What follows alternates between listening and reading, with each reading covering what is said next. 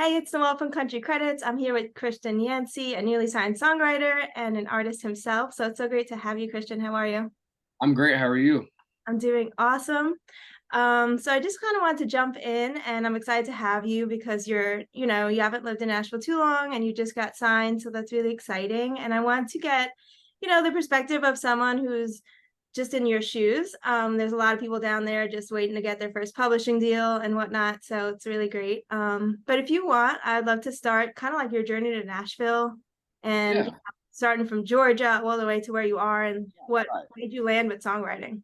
Yeah. So I guess a little background about myself is music's kind of always been a thing for me. It's always been there's everybody both sides of my family both do music in some capacity. My dad's dad is grew up in the choir and church and doing stuff like that, doing these trio competitions and things like that. And on that side, and then my mom's side, my granddad on my mom's side has been a musician his whole life, and that's what he still does to this day. He's been a session guitar player, recorded in a lot of cool stuff back in the '60s, '70s, '80s, '90s, and up till today. He's still doing that kind of stuff.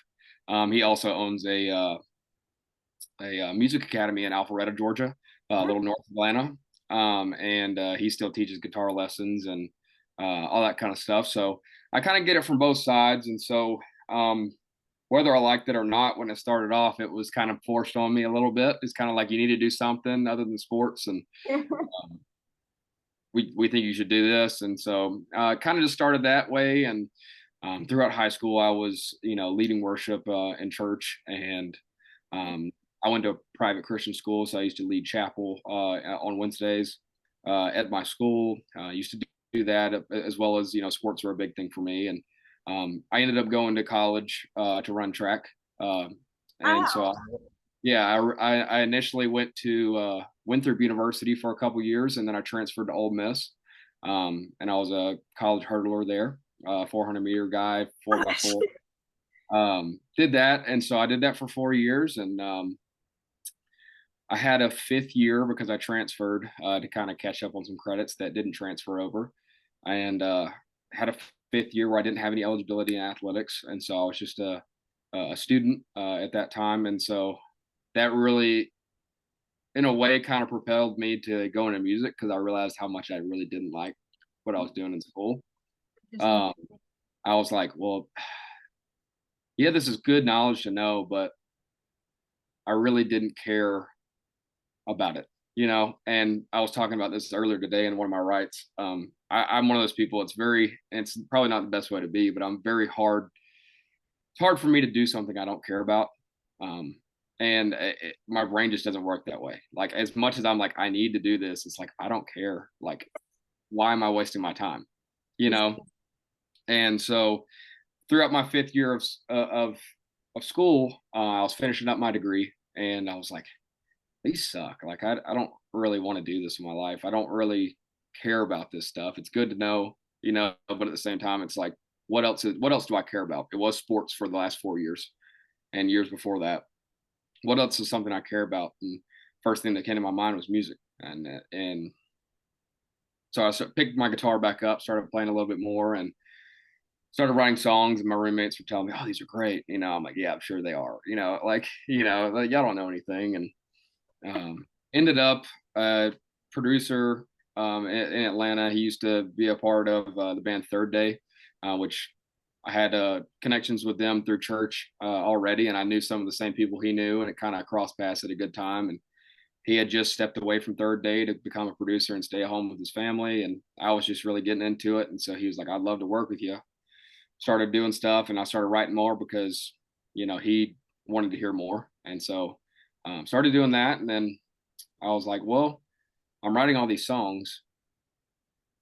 I want to get to playing them in front of people somehow. And I started seeing like stuff on TikTok and Instagram and stuff about these writers rounds and in town. And I was like, I want to do that. Like whatever it is.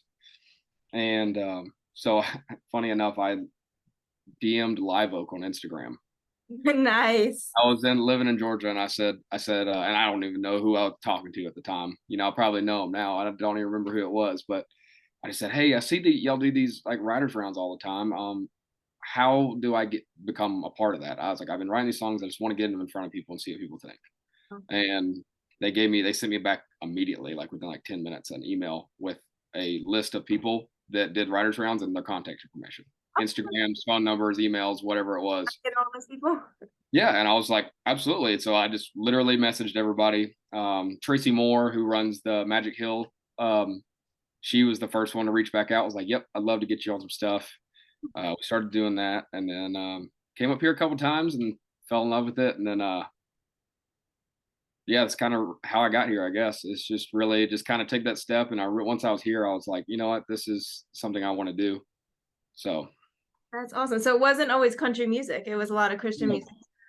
yes, Christian music was. My upbringing is very diverse as far as the music taste that I listened to growing up. Um, I was from the south side of Atlanta, and so rap music was huge, of course, Yeah. with it being Atlanta. Christian music because I was in the church, country music because it's Georgia. It's the same. No, my dad was all he listens to, and he's starting to kind of get more diverse as he goes. But he used to be the big hair bands. Like my first concert I went to was Def Leppard, Tesla Sticks. Okay, so you have it all. Right. I got like a big melting pot of stuff, and so That's why to be because it shines through. Like when you write, you have so many perspectives. yeah, it helps for sure because I've listened to all that stuff growing up, and I'm able, I feel like to tap into those because I've listened to everything a lot, and so it's easy for me to kind of shift modes a little bit sometimes when I'm writing different things. So that's the cool part about it, and something I really never realized until I was doing it. Yeah, super cool. So how did you link up with Austin Snell and talk a little bit about like So the mess because I feel like that's probably what you're most known for with, you know. yeah, for sure. So funny enough, I was working when I moved up here. I got a job with Caterpillar with Cat in their finance department up here in Nashville, and I was working as on the credit side of things. And I worked from home most of the time, and I was working one day, and my roommate Kenny Whitmire and a guy named Brett Bone were planning on writing, and I was in my room in here working and doing something, and Kenny came in and was like, "Hey," and we had known of Austin. Austin had followed me and followed my roommate, and we'd kind of follow each other. We knew of each other, but never knew each other. And knew he was very good, and so he was like, "Hey, Austin, that guy Austin's coming over to write. How busy is your work day today?" And I was like, "Well, I'm still, I'm on the clock either way." But I was like, "Well, you know what?" I was like, "I really don't have a lot to do. It's not the right thing to do." I was like, I don't have a lot to do. So I was like, maybe I'll just step away from my computer and keep my, you know, time clock punched in. And thank God I did. We went in there, we wrote a song. Still love the song to this day. And me and Austin just realized we kind of hit it off as far as like writing styles go. Like he's very melody driven and very, very good with melodies. And I'm more of, I can do the melody stuff, but at the same time, it's like when I'm working with him, I'm just like, I'm gonna let him handle that. I'm gonna focus on lyrics and maybe chord progression and things like that of the song. And we started writing. We wrote about six songs in the first like month he was here. And we had a write with our seventh or eighth write right when he got to town was with Presley Aaron. And he came over to the house and was like, dude, I want to write something different today. And then the whole time, every song we wrote, I really do like, and I still think they're great. And we're in the process of getting some demoed to pitch around to see if anybody else likes them or not. But um, everything we wrote, I was going, what do you think about this? Like, would you cut something like this? And he's like, I don't know, man. It's just not me. And I was like, he's like, I love the song, but it's just not me. Next time we wrote a song, what do you think about this one? I don't know, man. It's just not me. And so I was like, okay. So he comes over to the house and he's like, we're riding over to Presley's together. And he's like, I want to write something different today. I said, all right. I said, that's cool with me. And I was like, what are you thinking? He's like, oh, let's do something like kind of like almost like grungy or like whatever. And I was like, you thinking like Nirvana kind of style? And he was like, yeah. So on the ride over, we listened to like 3 or 4 Nirvana songs on the way over to Presley's house. And we got in there and he was like, I mean, he's like, let's just do it, you know. He's like, if it sucks, nobody's got to hear it, you know. And I was like, all right, cool. And so I'm just kind of like fooling around guitar and we're talking about ideas. And for whatever reason, that like guitar lick for the Excuse the Mess guitar lick, I kind of played it and they were like, oh, that's cool. Like, that's sick. I love that. Like, let's keep that. And like, what do we got on that? So Austin threw out the idea. He's like, I got this idea called Excuse the Mess. And to this day, probably the easiest ride I've ever had. It Seriously? literally, we wrote the chorus in probably less than 5 minutes. Wow. And verses, we started writing the verses. They kind of just like, literally, it was like, he started off with the lines like, don't mind them bottles on the shelf, and I was like, oh, the pills on the floor. And it was just like one of those things. It was just like it kind of flowed out really well. And when we wrote it, we're like, I feel like it's hard to say like we knew we had something special there because you never really know. But at the same time, we were like, we're all so excited about it right when it happened. And we wrote it originally for Presley. I mean, because he was the more guy that was the rock guy. Okay. And we're like, he's like, oh, this could be my next single, cool. And we're like, awesome. Let's try to get like we didn't know anything. We're like, let's try to put it on TikTok and see if it gets in front of. We thought Coetzel might be great, or Mhm. X amount of people might be good for it. And we're like, let's try to get it in front of people, see what happens, you know. Right. And Austin put it up, and the original video, and if you go watch the original video, it says tag Coetzel in this, you know, Crazy. Yeah. and it blew up, absolutely blew up, and and we were like, holy cow. And then Austin was like, he called me and we had this conversation because Bailey Zimmerman wanted to cut the song. Oh, I didn't know that. Yeah, he did. He reached out about, I would say like 100,000 views in or so. I was like, dude, this is great. Like, who's cutting this? Like, what? We're like, we wrote it yesterday. Nobody's cutting it, you know. And and he was like, I want it. And we're like, okay, cool. So we got in like a email thread and talked about it a little bit, and um, he was like, cool. And well, it kept going. He even asked, I think Bailey, he was like, should I take it down or whatever? And at that point, before Bailey responded, it had gotten to like 500,000 or 600,000, and then it kept going and going and going. And Austin called me and he said, man, I really hate to put us in this pickle. He's like, but I think this is the song that I want. This is what I want to do. Oh, And I was like, and like I told you, we had that conversation many times where he's like, I don't know what it is. He's like, yeah. I think this is it. So when he was like, I could tell he was serious. I was like, dude, you're my friend first, and I believe in you. Like I was like, if that's what you want to do, I got your back on it. And he's like, I think I'm gonna pull it from Bailey. And I was like, okay. I didn't And know that. Wow. everybody was like, you're stupid. And Bailey, looking back, you know, they have a good relationship, and he called Bailey and was like, man, he's like, it's kind of where I'm at. And Bailey understood. He came from TikTok too, you know, he understands how it is. And it had blown up so much under Austin's name too. It's like it'd be hard for somebody else to really do that. And really Austin saw an opportunity of he either can like solidify himself as an artist or he can solidify himself as a writer. And Mhm. he's got to make that decision. And he always wanted to be an artist. So he's like, this is my moment.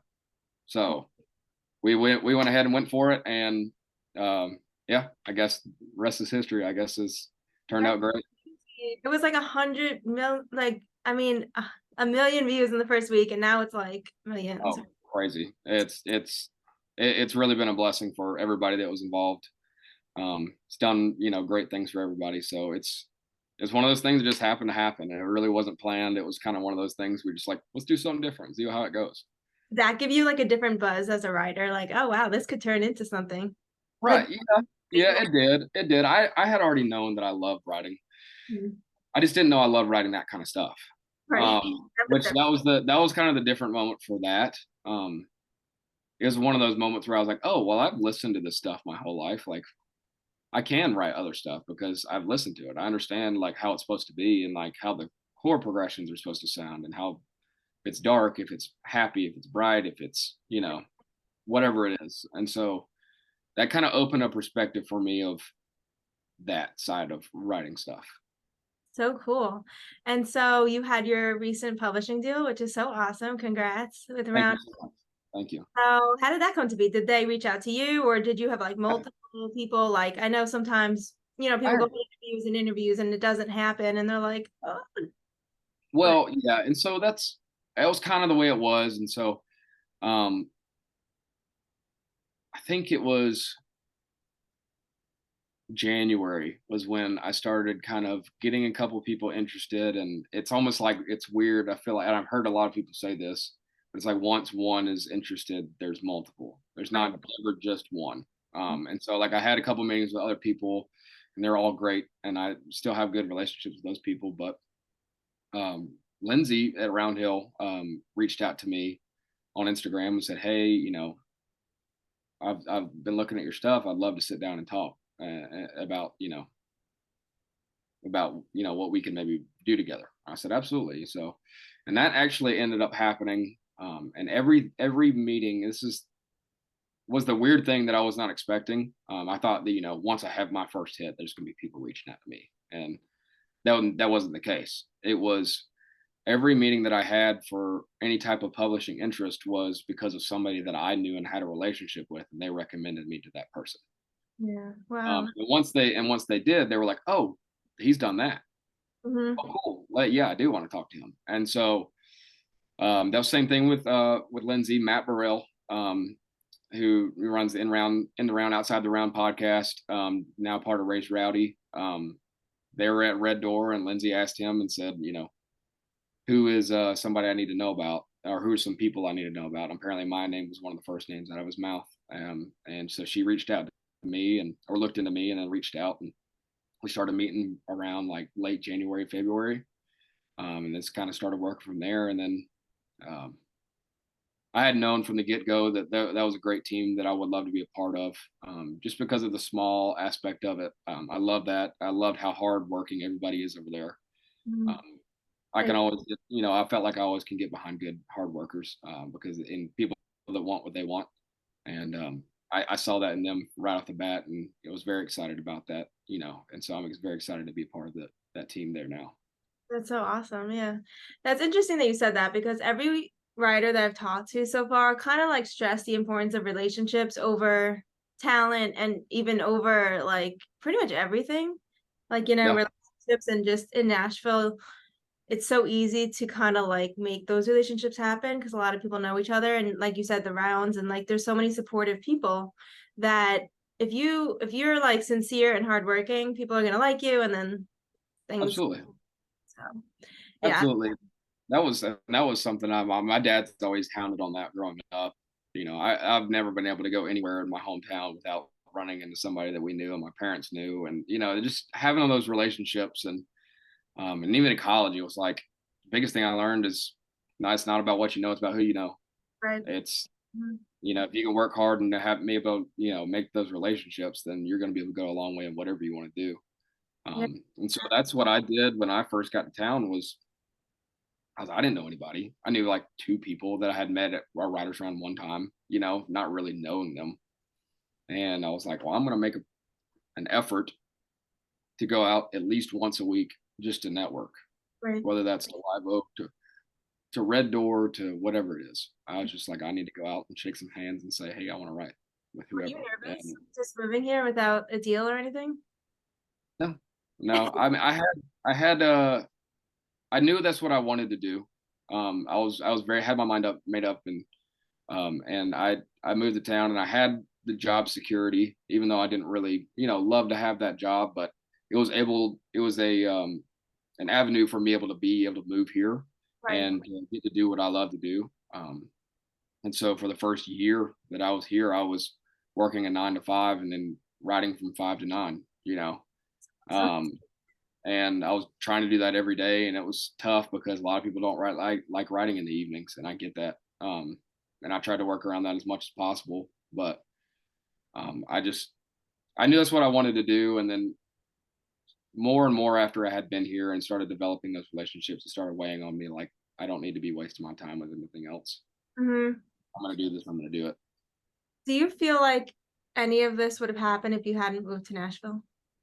No, Because I no. was gonna say, what's like the number one piece of advice that you would give for, those like out there trying to get signed is probably like the number one thing I hear, like, oh, I'm writing every day, but I haven't gotten signed yet. And it's stressful, but at the same time, I feel like just enjoy the moment. Cause like you said, like you never know what's gonna be a hit, and then as soon as it's a hit, people are gonna reach out. So you just kind of gotta like put in that work. But I Yeah, don't know, as far as advice goes, like I feel like the first thing is that you gotta move to Nashville you gotta be here. You and do. just Yeah, you gotta be here. Because in my opinion, from what I've seen, is like nobody makes it alone. Like mhm, nobody's like, or there's very few people if they do. It's like you see the Morgan Wallen and Ernest Hardy camp. They're good friends. They ride together. They've been riding together. They are all, making it on their own, trying to, and then they found each other and it propelled their, all their success. Same mhm, thing with Luke Combs and Drew Parker and Ray Fulcher and, you right, know, Rob Williford, all that crew too. It's like everybody seems to have their people and they move up together. right, Um, and that's something I've been told since I've been here. It's just like find your people. Nobody makes it alone. right, And so that's one of those things. Is like there's no way I would have been here right now if I didn't move here right, because I didn't know anybody that wrote mhm, songs back home. right. You know, The songwriting community there is like one of a kind. So yeah, I bet really, that would be what you would say. So absolutely. I definitely think that is one of the most important things too, and it shows a lot to people here. I love writing with people that are out of town and they like to come in town every once in a while and write and when they're here, but to me it seems so much more serious if you're making this move and doing it, right. and I there's a level of respect that comes with that with Mhm. people that are here and doing it. Yeah, um it's one of those things. It's like once you're here and you're showing like, oh wow, he's actually doing it or she's actually doing it, they're right. here and they're serious about it, that makes everybody else that's here doing it so much more receptive to, yeah, absolutely, I love to write. I get that 100%. So Yeah, what's next for you? Like what's as next for an me? artist, as a writer, I know you're an artist too, so I love your Yeah, voice. I've always like as soon as I saw like your stuff, like you were saying with when she messaged you on Instagram, she's like, I've been seeing what you're doing. Like you definitely stand out. You have a great voice. Um, so like yeah, what's next as far as writing and then as far as the artistry stuff? sorry, I think I lost you for a second. No, that's You, okay. what were you saying? I'm sorry. I was saying like how great, your voice is and how you stand out kind of from the crowd for sure. Thank you. So as far as like the future for you, what do you think as far as writing and then as far as the artistry and how much time do you devote now to writing for you versus writing for other people? Right. I'm still not to the point necessarily on that note. I'm not to the point of where I'm going into rooms. I'm like, I want to write for myself today. I Right. probably just go in the room to write the best song possible, and wherever that lands, that lands. Mhm. Uh, I would say I understand my artist style better than anybody else, and so that's easier for me to write because I understand like kind of where I want to be.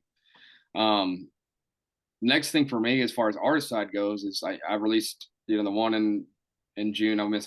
Missing you in June. Wrong Side of Goodbye in August. I have another one coming out in October. It's called Damn You Red Dirt. Nice. It's probably one of my favorite songs that I've written to this day. So I'm very excited about getting that out. I just got the tracking mix of everything today. I haven't gone and cut final vocals. I'm doing that on Friday, but that'll be coming out in about mid October, Awesome. and We're I'm looking super forward excited about that one. So that's next, and then we're going to take a break for the holiday season, of course, and kind of regroup and start working on what's going to come out next year. Um, but until then, I'm writing pretty much every day, and I'm writing for myself, and whether artists are in the room or whatever it is, I'm just kind of doing whatever needs to get done right now. So So now that you're signed, does, do they set your schedule? Are you just doing songwriting full time or are you still working another job?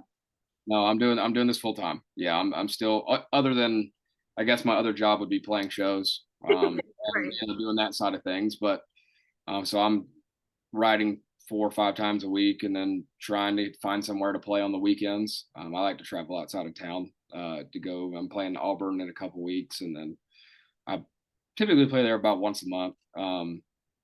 Playing Auburn, and then there's a few places around town or outside of town that I like to go to and kind of keep myself busy and and support myself on that end too, as well as building relationships with those people. That's so awesome. So do you have a favorite song that's like as far as the lyrics go, that's just always your favorite like crafted song? Like that I've written or somebody else. Oh, someone else, just like ever. Like That's I think the best written country song of all time is There Goes My Life. it's Kenny Chesney. Disney, yeah. I'm a huge Um that song is perfect, I think. I think that song it ties in all the best emotions right. of that journey of you know of how things are. And I've never been in on that side of things at all. But at the same time, it's like I don't have to. I can put myself in their shoes just listening to it. And I think that's something That's the between key. that song and Then by Brad Paisley. Nice, yes. That song is Oh, I kind of like forgot about that song. that song is probably those two are probably I think some of the best written Hmm, songs of all time. that's good. Um, Awesome. Yeah, I just wanted to get your perspective of that from a writing side. And then as far as your songs, like, do you have a favorite, or is it the next one coming out that you were saying is going to be your That is favorite? one of my favorites. I have written. There's one song in particular that I've written. That is my favorite song I've ever written. I wrote it by myself, and I wrote it before I moved to town. It's called "Worn Out Leather," and it's just about. And that I'll be putting that song out at some point. I'm just waiting on the right moment. That song's just about. It kind of sums me up as a person, Oh, and it's about conversations, multiple conversations me and my dad had growing up. But really, I kind of in the song for the song, I summed it up into one. But it's just about what to hold important and what not to really care about at the end of the day. that's And it's really about my faith and Jesus Christ. I mean, that's the biggest thing. That's the glue that holds me together as a person. Um, that keeps me strong, keeps me faithful, and what I'm doing, what God's purpose is for me. And so that's what the song's about. It's talking about the Bible, and there was the way the song came about was there's um, a saying that my granddad and my dad used to say, and I heard it in church growing up, but it was like you can tell a lot about a man's Bible, and if it's falling apart, that he's not. so that's And I've heard that too. and, I love that. and so that's what kind of it's about. And that line is in the song. It That's says so that, good. and then so the hook is because nothing holds a man together like worn out leather. Oh my Um, gosh. and so That's super unique. That's the yeah, total. I thought you were gonna go like the typical country route with like okay, that's good. pretty much talking about it, and it talks about a lot more than just faith and that it just holds but talks about holding together with like spending time with people you love, not valuing the things that don't need to be valued. um not worry Don't worry about money, do what you love to do. Mm, And that's something I've always been told growing up and has really stuck with me. I mean, through everything, it's like if I ever get away from those words, I come right back to it at some point. mm, Something brings me back to it, and that's my favorite song I've ever written. that's wow. But I want to hear that song. It'll be out. It'll be out sooner or later. I'm just trying to, wait on the right moment for that because I want to be able to give it hopefully the credibility I think it deserves. But What yeah, it means to me. So I'm waiting on it right now, but eventually it'll be out. for that because there's so much like overlay between the Christian music industry and then the country music industry. So you're probably loving it. Yeah, I love it. I love it. Yeah, Cody Johnson does a lot of that stuff, and I love that. He's one of my favorites. Yeah, yeah, I love it too. So I pretty much wrap up my interviews with the same three questions, and then I make, a little reel out of them. So, I'll wrap it up this way. So, favorite three questions: favorite place to hang out in Nashville, favorite all-time artist, and then favorite up-and-coming artist, which might be yourself. Okay. Favorite place to hang out in town, Red Door. Everyone Uh, says Red Door. I love Red Door. I don't know what it is about it. Is I've been there 100 times since I've been here. Probably I've seen one fight ever, and I just everybody's there just to have a good time and hang out. Yeah. for musicians, it's just a little break from music too. Nobody really talks about music. If they do, sometimes like, hey, let's just get it right together. They put it in their phone, move on. It's not about that the whole night. Red Door, probably. I'd have to say is probably one of my favorites. Favorite all-time artist. This is going to be a different answer than you're expecting. J. Cole. What? Yeah. Oh my gosh, I thought you were gonna drop like a Christian guy or something. Okay. Nope. Well, J. Cole is my all-time favorite artist. I don't know what it is.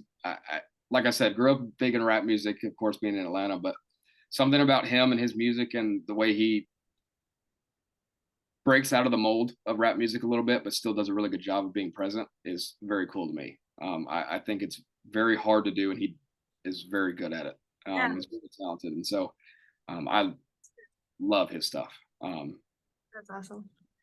And then what was the last one? Was favorite up and coming? Favorite up and coming artist. Yeah. Favorite up and coming artist. I've had people ramble like 15, so you can do what you want to do here. Thanks. Um, man, favorite up and coming artist.